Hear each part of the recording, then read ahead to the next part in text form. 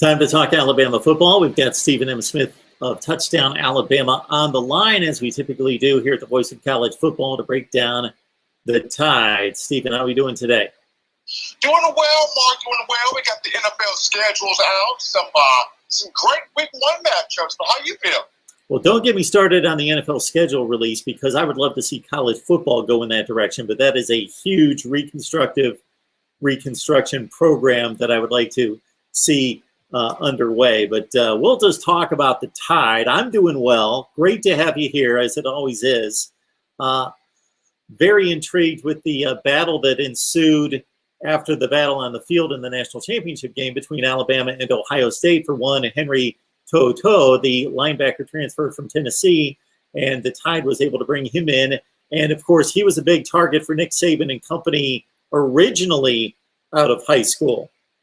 He was. To'oTo'o was a huge target on Alabama's board in the 2019 recruiting cycle. I remember at that time, between 2018 and 2019, this was when Alabama was going through that huge coaching turnover, losing a lot of the top assistants to other programs, and To'oTo'o had a relationship with Jeremy Pruitt. So when Coach Pruitt went to Tennessee, that pretty much sealed Henry's ordeal going to Rocky Top to join Coach Pruitt with the Volunteers. But Coach Saban now gets a young man back that he's always wanted, and he has him back with huge experience. We're talking 23 games under his belt, including 22 starts, and a man that was an athlete that was wildly productive.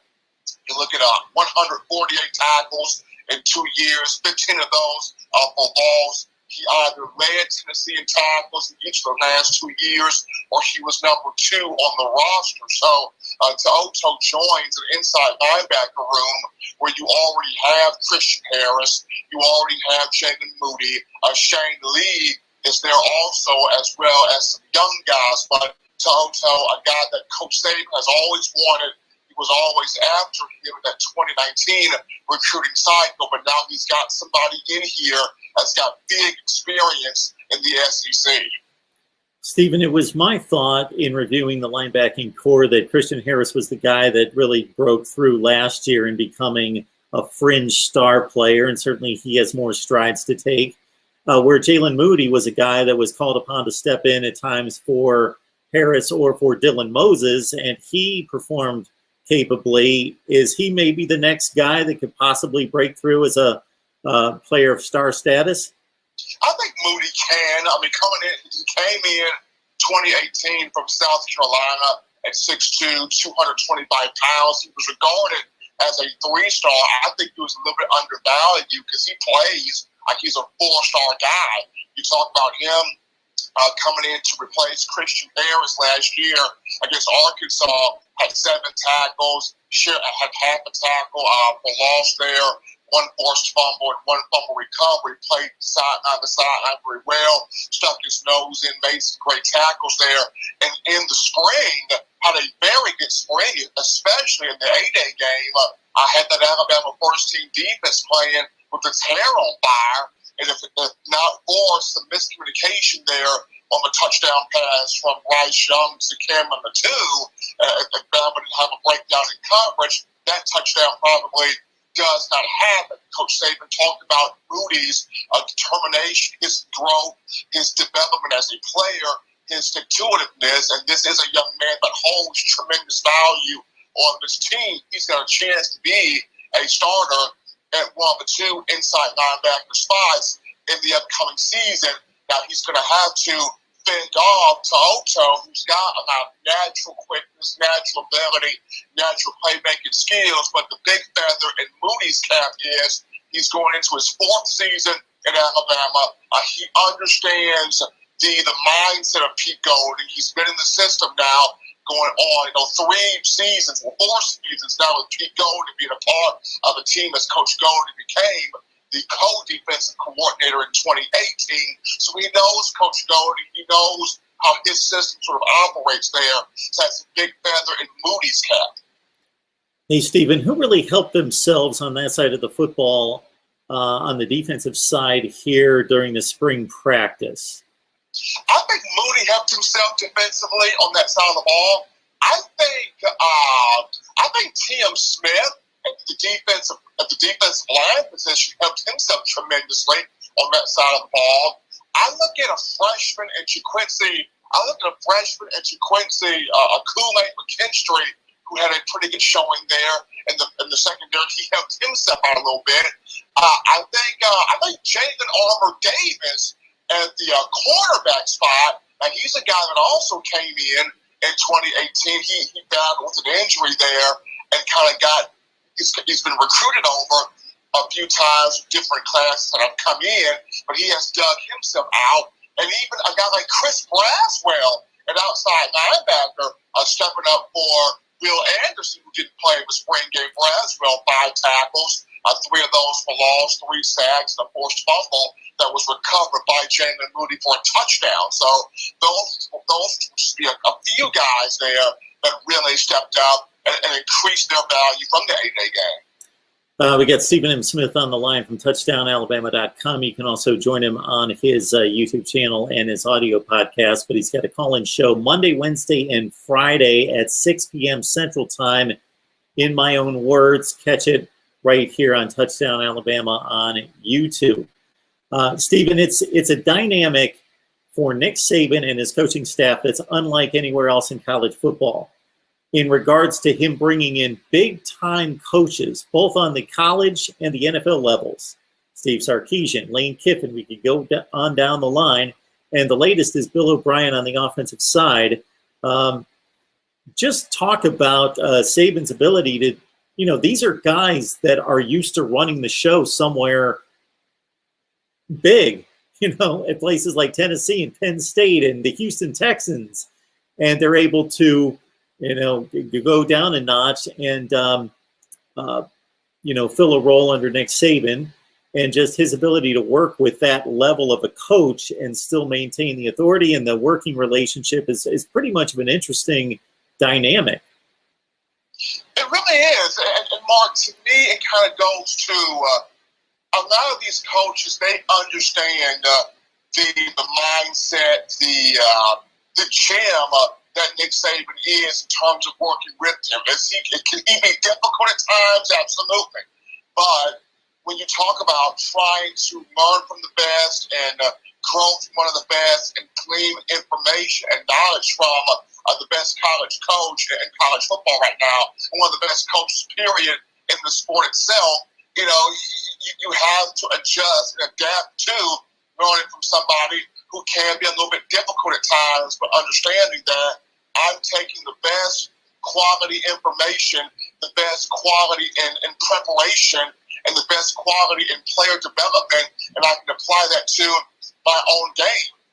When you discuss Lane Kiffin, nobody really wanted to touch Lane Kiffin with a 10-foot pole.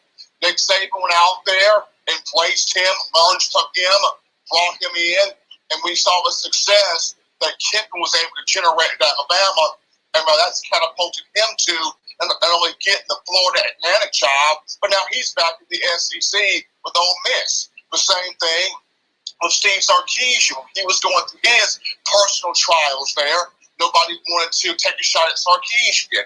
Coach Saban brings him in at first as an offensive analyst, and then after 2 years with the Atlanta Falcons, Saban brings Sarkisian back in as the offensive coordinator, and that cycle continued again with Sarkisian growing, developing, having that relationship with Coach Saban, and that parlayed into him winning the Royals Award, the nation's top assistant coach, winning a national championship, producing the Heisman Trophy winner in Devontae Smith, and producing guys that were taken in the first round in the NFL draft, like Devontae Smith, Jalen Waddle, Najee Harris, and Mac Jones. And now Sarkisian gets a head coaching job with the University of Texas. So when you discuss Bill O'Brien, to me, the thing has always been, it's never been his coaching ability. He's always been a great, sound, tremendous offensive mind, no matter where he's been, whether it was with the Penn State Nittany Lions, college football, or with the New England Patriots, Houston, Texas, and the NFL. The thing with O'Brien has been him trying to be an executive on top of being a head coach, because he came from the Bill Belichick coaching tree, and he saw, okay, Belichick can master being a general manager along with being a head coach. So since I came from Belichick, I need to be able to do the same thing, or I should be able to do the same thing. And sometimes that's not necessarily your lane. And Bill O'Brien had to figure that out the hard way. But in terms of just him being an offensive line head coach, one of the best out there. So for him to come to Alabama and work with Coach Saban and get the understanding of, hey, if I want to at some point go back to being a head coach again, whether it's on the college ranks, whether it's at the NFL level, I got to come and work with the guy that's got just a continuation of dominance, a continuation of greatness, and he continues to adapt, learn, and stay at the cutting edge of the game of football. So if I want to be on the cutting edge, I've got to learn from somebody that's always on the cutting edge, and that's why Bill O'Brien is here in Tuscaloosa. But I'm excited to see what he does offensively because he's bringing in a lot of the things that he has done, whether it was with the Patriots or with the Texans. He's bringing some of that here to Alabama, and I'm really excited to see what he can birth here with Bryce Young as the quarterback. Yeah, I'm interested as well because to play off of your 2 points, one being that O'Brien can benefit from Saban, of course, and refining what he may, opportunities he may have in the future to be a head coach again, and, learning from his mistakes and, again, taking from Saban. But on the flip side, usually you bring in a guy of his status, as you just mentioned, one of the best offensive minds in the sport, to fix an issue. You bring in a guy like that to overhaul it and implement his expertise where nothing's broken with this offense. So you just kind of wonder, what is he going to bring? And he wouldn't appear to be the type guy that would want to just kind of kick back and just kind of run the way things Steve Sarkisian ran them, but he would want to put his own footprint on the Alabama offense, but it's not necessarily needed. I think the one thing O'Brien will do here, Mark, is getting more out of the tight end position. That's the one area where Alabama fans have been wondering, can we see more from that spot, from that role on the field? And we're seeing now in today's NFL, tight ends have to be very much so keen in the passing game. I mean, we saw just this recent draft, Kyle Pitts go number 4 overall to the Atlanta Falcons, and he's a hybrid, 6'5", running a 4.40, getting up and down the field. And you can split him out wide receiver. You can have him on the end line. He creates so many different types of matchup problems. So that position right there at tight end is one where Alabama fans have been wondering, can we get more production from that spot? And just going back to Bill O'Brien, when he was at Penn State, some of the best receivers on the team were tight ends. When he was at the New England Patriots, he popped out Rob Gronkowski and Aaron Hernandez on the tight end. For the Houston Texans, he had a couple of tight ends that were either the leading receivers or they were number 2 behind guys like DeAndre Hopkins. So that's one of the bigger reasons why O'Brien is in here, is to get more sound production from Jamil Billings at tight end, Cameron Latu at tight end, and other guys at that position to get multiple guys on that field that can catch the football and create more matchup havoc for opposing defenses. We talk Alabama football on a regular basis with Stephen M. Smith of Touchdown Alabama. Please join him right there. You can see the banner on the screen, touchdownalabama.com. Also on his YouTube channel right here, Touchdown Alabama, and his show that runs Monday, Wednesday, and Friday, call-in show. You can talk to Stephen directly on his call-in show, 6 p.m. Central Time, Monday, Wednesday, and Friday, in my own words. Stephen, Jameson Williams made his biggest splash for Ohio State with a long touchdown reception against Clemson in the national semifinal game that Ohio State won to set up the matchup in the national championship game, but otherwise he's been buried on the depth chart at Ohio State.